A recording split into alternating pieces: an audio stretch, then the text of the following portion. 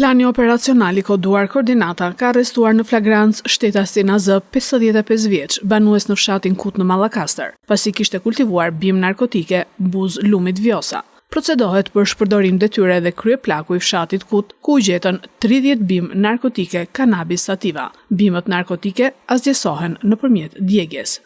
Gjithashtu, policia e Fierit arreston në flagrancë shtetasit AH 32 vjeç banues në Patos, pasi dyshohet se ka ushtruar dhunë ndaj babait të tij. Shtetasin ajo 36 vjeç banues në Fier, pasi dyshohet se ka ushtruar dhunë ndaj bashkëshortes së tij. Kurse policia e Lushnjës ka referuar materialet në prokurori ku nisi procedimi penal për shtetasit LSH 36 vjeç banues në fshatin Hyzgjokaj, pasi dyshohet se ka shqetësuar nëpërmjet thirrjeve telefonike një shtetas 62 vjeçar. ML 52 vjeç gjithashtu është arrestuar banues në Lushnjë, pasi dyshohet se me vetgjyqësi ka mbyllur banesën e një 60 vjeçari sepse pretendon se është pronë e tij.